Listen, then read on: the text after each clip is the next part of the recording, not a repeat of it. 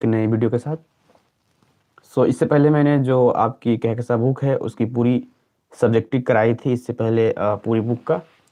आज की इस वीडियो में और ये वीडियो में मैं बताने वाला हूँ आपकी लॉन्ग क्वेश्चन के बारे में जो एग्ज़ाम के लिहाज से वेरी इंपॉर्टेंट रहने वाली है। जितने भी क्वेश्चन इसमें मैंने पिक करा है वो बहुत ही इंपॉर्टेंट है, वीवीआई है, जो आपके एग्ज़ाम में आने की बहुत ही ज़्यादा पॉसिबिलिटी है। इस वीडियो से मैं जितने भी लॉन्ग क्वेश्चन हैं उर्दू में आने वाले हैं जो इस वक्त इस साल, उसका गेस करा है आपको जितने भी इसमें प्रोवाइड करने जा रहा हूँ उसको आप एज ए पीडीएफ डाउनलोडिंग भी कर सकते हैं। मैं इसमें पहले बताऊंगा आपको इसमें क्वेश्चन पिक करा है, उसके बाद आपको फिर इसका तरह से आप डाउनलोडिंग कर पाएंगे वो भी बताऊंगा। चलिए इसको शुरू करते हैं। इसमें जितने भी मैंने सिलेक्ट करा है क्वेश्चंस को सभी आपको आई होप कि दिख रहे होंगे। यहाँ पर ही आगे हैं दिलशाद, वालेकुम अस्सलाम।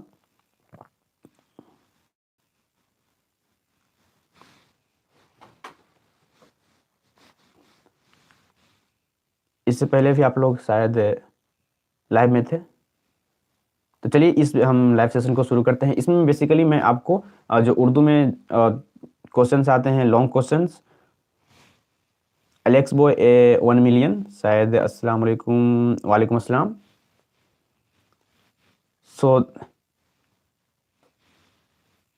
चलिए इस वीडियो को हम लोग शुरू करते हैं। इसमें जो मैंने जो पिक करा है क्वेश्चंस को, लॉन्ग क्वेश्चन को, उसको मैं आपको पहले एक्सप्लेन कर दूंगा, उसके बाद आप इसको पीडीएफ में डाउनलोड करके याद कर लें। ये बहुत ही इंपॉर्टेंट रहने वाला है। इससे 5 नंबर आपके जो आते हैं 5 नंबर के क्वेश्चंस, उसमें 3 क्वेश्चन आपको बनानी होती हैं 6 में से।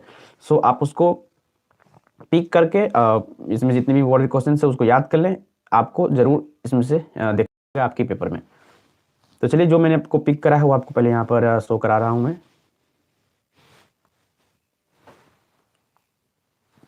पहला जो मैंने यहाँ पर पिक करा है वो है इब्राहिम सक्का के बारे में। आपको थोड़ा यहाँ पर पेंसिल ओपन कर लेता हूँ ताकि आपको सही से दिखे। जी हाँ, ये गेसिंग भी मान सकते हैं क्योंकि मैंने अपने तौर पर अनुमान लगाया है ये क्वेश्चन जो हो सकता है कि आपके एग्जाम में आए।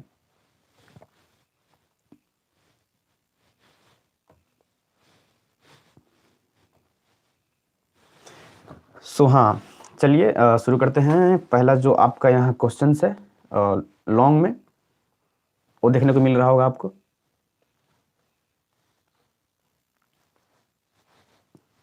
यहाँ पे जो पहला क्वेश्चन मैंने पिक करा है उसको मैं थोड़ा पेंसिल को और भी ज़्यादा कर लेता हूँ ताकि सही दिखे आपको। यस। जो पहला क्वेश्चन मैंने पिक करा है जो आपके एग्जाम के लिहाज से बहुत ही इंपॉर्टेंट है, जो आ सकती है, वो है इब्राहिम सक्का जो एक अफसाना है। इसका खुलासा आपका एग्जाम में आ सकता है, तो आप इसको याद रखें।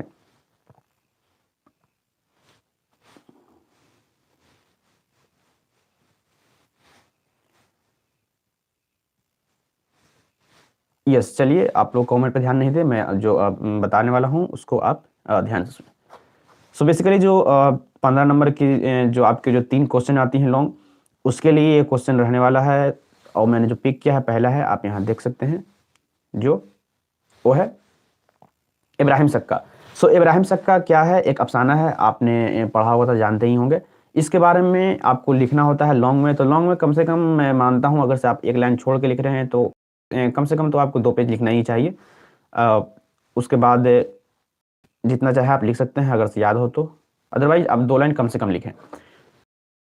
यहाँ इब्राहिम सक्का के बारे में जो पहला आपको इंट्रोडक्शन देना होता है कि इब्राहिम सक्का किसने लिखा है और इसमें क्या बताया गया है, बेसिकली वही लिखना होता है। तो यहाँ देख सकते हैं एक पैराग्राफ में यहाँ तक इन्होंने लिखा है। फिर यहाँ से पैराग्राफ चेंज करके उसमें बताई गई है कि जो इब्राहिम सक्का में क्या क्या एक्सप्लेन किया गया है, क्या क्या उसका मरकजी किरदार है, कौन कौन से किरदार है उनके, कौन सा किरदार में क्या कहानी घूमती है, आप यहाँ पढ़ पा रहे हैं। तो चलिए इसको मैं दिखा देता हूँ पहले। यहाँ है अफसाना इब्राहिम सक्का। जवाब में लिखना है आपको, शामिल निसाब अफसाना इब्राहिम सक्का के तख्लीक मारूफ अफसाना निगार सलाम बिन रज़ाक हैं और वही इब्राहिम सक्का इस अफसाने मरकज़ी किरदार भी है। सलाम बिन रज़ाक वही हैं जो इब्राहिम सक्का और इब्राहिम सक्का इसका मरकज़ी किरदार हैं, और जो इब्राहिम सक्का जो अफसाना है उसके लिखने वाले हैं सलाम बिन रज़ाक, जो एक बहुत ही मारूफ अफसाना निगार हैं। इब्राहिम सक्का इसका क्या है? इब्राहिम सक्का इसका मरकजी किरदार है। एक या देगर किरदार, बकिया जितने भी देगर किरदार इसी के इर्द गिर्द घूमते हैं और इसके वाकयात की इर्तिका में इब्राहिम सक्का माउन साबित होता है।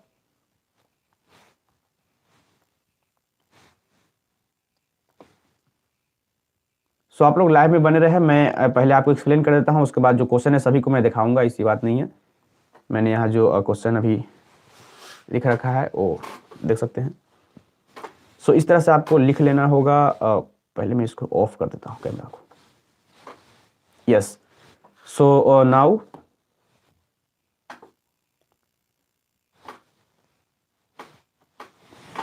यस, सो इस तरह से आप इसको लिख सकते हैं। फिर यहाँ से शुरू कर सकते हैं। क्या क्या बताई गई है। इब्राहिम सक्का धुरन गांव में रहता था और भिस्ती का काम करता था। वह एक मामूली शक्ल सूरत का नौजवान था जो माली एतबार से बहुत गरीब था। वह सलाम बिन रज्जाक के इब्राहिम सक्का जैसे मामूली और आम इंसान को अफसाना का मरकजी किरदार की शक्ल में पेश करके ज़िंदगी के महरूमियों, हसरतों और नशाइब को हमारे सामने लाने की कोशिश की है। सो इस तरह से आप लिख सकते हैं और इससे बहुत सारे हैं देख सकते हैं। और है और जो पूरे गांव के लोगों को तरह पानी पिलाते के दौरान गांव के एक शेख साहब से यहाँ वह गैरतमंद इंसान है। वह किसी की रहमो करम की मदद से जीना नहीं चाहता है, बल्कि बकिया मेहनत की मजदूरी के और रिज़्क़ को हलाल खाना पसंद करता है। इस किरदार के तराश खराज में सलाम बिन रज़ाक ने फ़नी महारत का सबूत दिया है। सो आप इस तरह से याद रख सकते हैं इसमें जो भी दी गई है। फिर यहाँ है इब्राहिम सक्का गरीब ज़रूर है, लेकिन वह 25 साल का बांझा जवान है, इसलिए इसको मोहब्बत के जज्बात उसके अंदर भी अंगड़ाइयाँ लेती हैं। चुनांचा बेदार खान देशमुख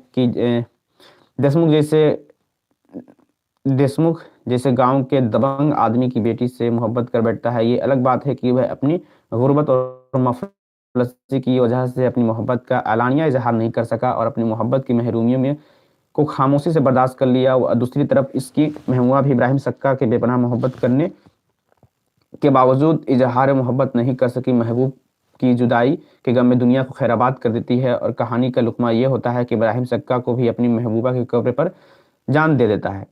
सो ये आपका इब्राहिम सक्का से रिलेटेड जो खुलासा है। बेसिकली इसमें बताया गया है इब्राहिम सक्का जो अफसाना है जो तख्लीक किए हैं सलाम बिन रज़ाक ने, जो एक बहुत ही मारूफ अफसाना निगार हैं। इब्राहिम सक्का इसका मरकजी किरदार है। इब्राहिम सक्का एक भिस्ती का काम करता है और शेख साहब से उनकी मतलब शेख साहब के यहाँ वो आते जाते रहता है, इस वजह से उनका लगाव भी हो जाता है।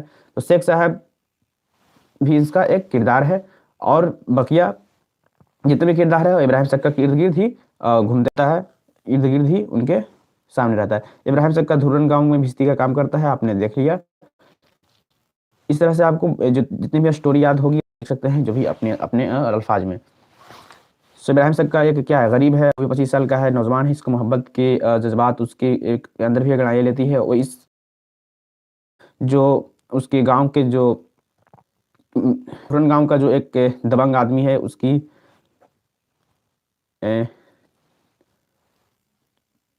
हाँ, जो वहाँ की दबंग आदमी है और उसका नाम है बेदार खान देशमुख के गांव के दबंग आदमी की बेटी है, उससे मोहब्बत कर लेता है। जिसे गरीब होने की वजह से वह इजहार नहीं कर पाता है अपनी मोहब्बत का, जिसकी वजह से जो उनकी बेटी होती है वो भी अपनी खुदकुशी कर लेती है। और इस तरह से न इब्राहिम सक्का को उसकी मोहब्बत मिल पाती है न और देशमुख खान की बेटी को। इस तरह से इसका एक खुलासा रहेगा, आप इजीली लिख सकते हैं। नेक्स्ट मैंने चूज करा है जो अफसाना को, वो है क्वारंटीन भी एक बहुत ही बेहतरीन अफसाना है जो लिखा हुआ है राजेंद्र सिंह बैदी का नाम आप जान ही करते होंगे। बहुत ही मारूफ अफसाना निगार है। अफसाना निगार में इनका सबसे पहला नाम लिया जाता है राजेंद्र सिंह बैदी का। आप इसके बारे में भी लिख सकते हैं। मैं इसका PDF आपको प्रोवाइड कर दूंगा, सो आप इसको डाउनलोडिंग करके इजीली याद कर सकते हैं। यहाँ पर आप देख भी रहे हैं। सो पहला मैंने जो चूज करा है वो है इब्राहिम सक्का। नेक्स्ट है क्वारंटीन इस तरह से आप पढ़ सकते हैं। निसार में शामिल अफसाना क्वारंटीन उर्दू के मारूफ अफसाना निगार राजेंद्र सिंह बैदी की तख्लीक है, जिसका शुमार बैदी के बेहतरीन अफसानों में होता है। इस कहानी में एक अस्पताल के माहौल की तस्वीर की गई है जहाँ से प्लेग जैसे प्लेग जैसे मुआतदी बीमारी फैल जाती है। यही वजह है कि इस कहानी के दो मरकजी किरदार हैं, एक डॉक्टर और दूसरा है भागो। भा- अस्पताल में भंगी का काम करता है। ये दोनों किरदार अपने फ़राइज़ के अदायगी के दौरान पूरी कहानी में बार बार एक दूसरे के रूबरू होते हैं, जिसमें डॉक्टर एक आला तालीम फ़तह किरदार है, जबकि भागो एक अनपढ़ जाहिल किरदार है। भागो का काम चुनांचा मरीज के गंदगी साफ करना है, इसलिए वह निस्बतन कमतर किरदार है। इसके बावजूद वह अपने फ़र्ज़ की अदायगी की वजह से डॉक्टर की ये निस्बत क़राइन को अपने तरफ से अपने तरफ ज़्यादा मुतवज्जा करता है। बकिया कहानी में बाज़ अवक़ात ऐसा महसूस होता है कि इसके फ़र्ज़शनासी की वजह से डॉक्टर को भी फ़राइज़ अदायगी की अमली तहरीक मिलती है। भागो को गरीब ज़रूर है, लेकिन वह एक दौलतमंद दिल वाला इंसान है। वह इंसानियत से मोहब्बत करता है। हाँ, वह इंसानियत से मोहब्बत करता है। यही वजह है कि प्लेग जैसे मौजी मर्ज में भी वह भागो के मरीज की खिदमत से खौफजदा नहीं होता है,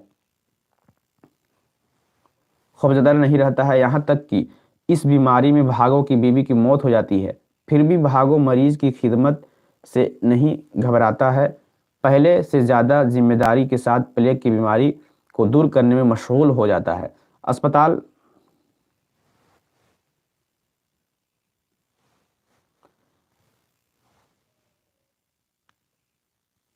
साद शाही वालेकुम अस्सलाम। 11th का लाइव पढ़ाएं, इंशाल्लाह कोशिश करूंगा। चैप्टर नंबर कितना है सर?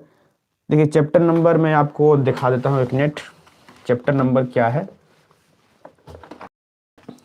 मैं अपनी बुक खोल कर देख लेता हूँ उसमें कौन सा चैप्टर है एग्जैक्टली तो मुझे याद नहीं। हाँ, सो आपका जो मैंने पहला बताया है इब्राहिम सक्का जो है, वह इब्राहिम सक्का आपका अफसाना है। अफसाना मिल जाएगी 4 नंबर में अफसाना 4 नंबर, पेज नंबर है 69, उसमें आप देख सकते हैं। और नेक्स्ट जो आपका है क्वारंटीन, जो क्वारंटीन है वो आपको जो मजीद मुताला पढ़नी है वो अफसाना में मिल जाएगी, और 202 पेज पर। सो आप उसको देख सकते हैं।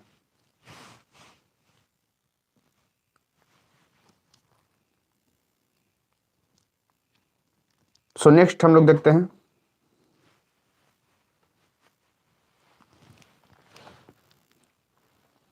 सो ये रहा आपका क्वारंटीन का। अस्पताल में डॉक्टर एक जिम्मेदार अहदे पर फाइज होने की वजह से रवायती अंदाज में प्लेग के मरीजों का ख्याल रखता है, लेकिन जब वह भागो को देखता है तो मरीजों की खिदमत पूरी तंजही से बेतकल्फ़ी के साथ ख्याल रखता है। लेकिन जब वह भागो को देखता है, वह मरीजों की खिदमत में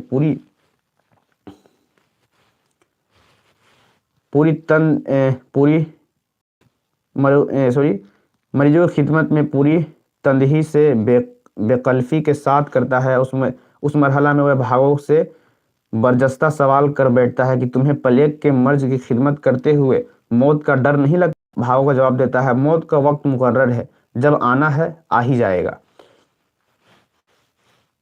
सो इस तरह से आपका दो मैंने बता दिया। पहला है सक्का, जो आपको याद रखना है उसका खुलासा।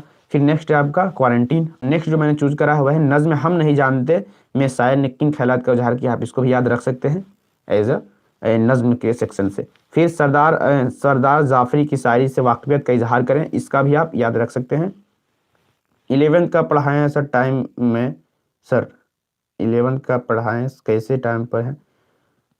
सो अभी देखिए 12th का एग्ज़ाम चल रही है, सॉरी होने वाली है, तो उसके लिए मैंने अभी उन लोगों के लिए अभी उसी में मसरूफ़ हूँ।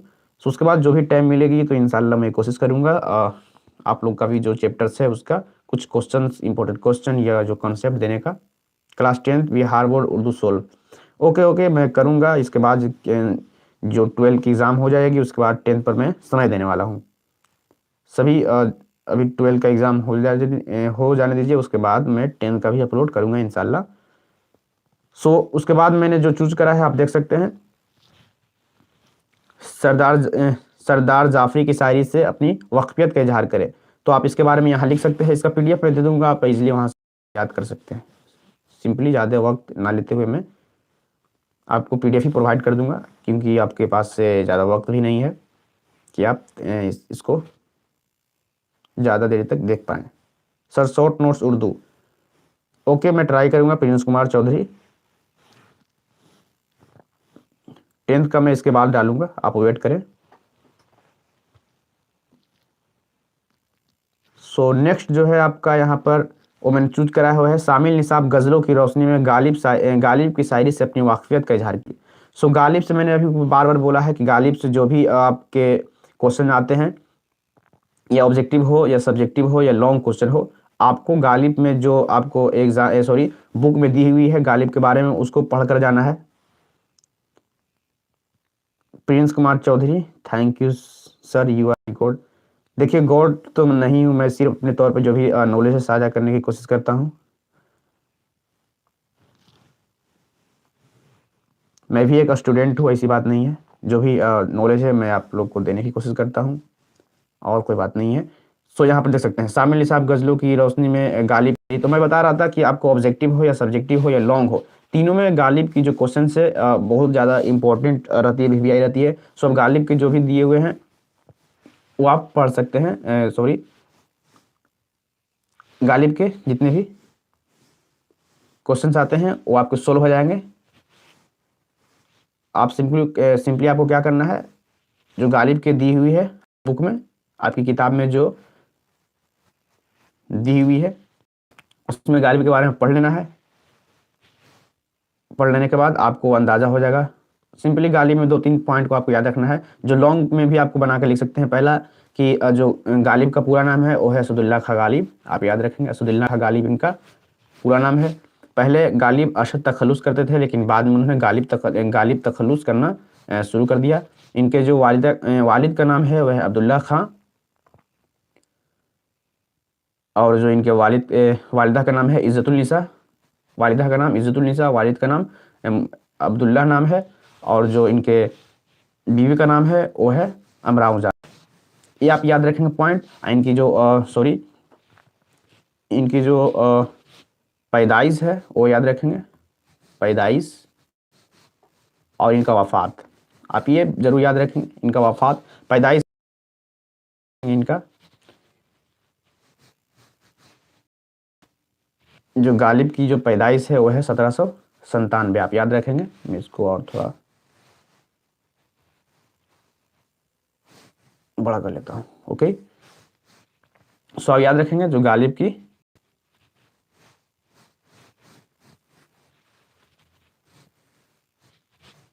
पैदाइश, मैं इसको चूज करता हूँ, यस 1869 आप याद रखेंगे। इनकी जो वफात है और पैदाइश याद रखेंगे 1797 और 1869, आप इसको याद रखेंगे। और इनके इनके खतूत है, लगभग इन्होंने 900 खतूत को लिखा है, और इनके मजमूआ है उर्दू मुअल्ला और औद हिंदी। ये आपका 2 है, उर्दू मुअल्ला, औद हिंदी, आप याद रखें, इनके शेरी मजमूआ है। और इनसे रिलेटेड जो भी है आप बुक में पढ़ लेंगे। आप ये जितने भी बताया है याद रखें, इन्हीं से क्वेश्चन आपके गालिब के जितने भी क्वेश्चन आते हैं इससे रिलेटेड आते हैं।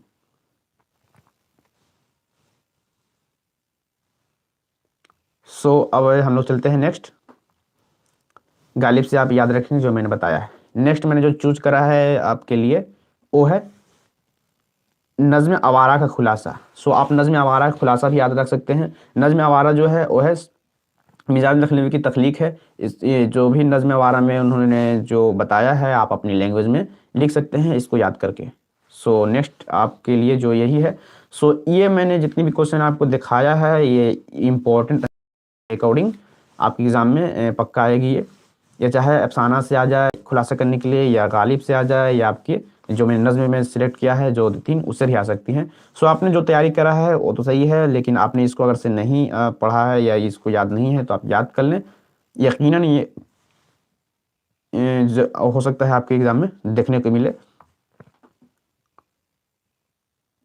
सो जो मैंने इसको आपको शो करा है, दिखाया है, अगर से आप इसको अगर से आप इसको पीडीएफ डाउनलोडिंग करना चाहते हैं तो पीडीएफ का जो लिंक है मैंने डिस्क्रिप्शन में दे रखा है, आप वहां से डाउनलोडिंग कर सकते हैं। अगर से वहाँ नहीं मिलती है तो आप मेरे टेलीग्राम चैनल पर ज्वाइन करें। टेलीग्राम चैनल जो 7 क्लासेस का है उस पर मैंने अपलोड सभी कर दिया हूँ, जितने भी क्वेश्चन है ये सब और पीडीएफ का। तो आप 7 क्लासेस टेलीग्राम चैनल को ज्वाइन करके जुड़ रहे हैं और उर्दू से रिलेटेड जितने भी जो भी नोट्स वगैरह होंगे मैं उस पर सेंड कर दिया करूँगा, और जो भी इम्पोर्टेंस आपके लिए होगी मैं वहाँ भी सेंड करता हूँ। सो आप 7 क्लासेस की जो टेलीग्राम चैनल है आप वहाँ भी ज्वाइन कर सकते हैं। सो ये रहा आपका लॉन्ग क्वेश्चन जो मैंने सेलेक्ट करा था। सो आई होप कि ये वीडियो आपको अच्छी लगी होगी। कोई भी आपको इससे रिलेटेड डाउट हो तो आप कमेंट करके, और 10th का मैं 12 का हो जाने के बाद 12 का हो जाने के बाद मैं 10th का भी वीडियो अपलोड करूंगा इंशाल्लाह। तो मिलते हैं अगले वीडियो में। आई होप कि आपको वीडियो अच्छी लगी होगी। कोई भी डाउट हो तो कमेंट में पूछ सकते हैं, नए हैं तो इस चैनल को सब्सक्राइब कर भी जुड़ सकते हैं। Thank you everyone. अल्लाह हाफिज़।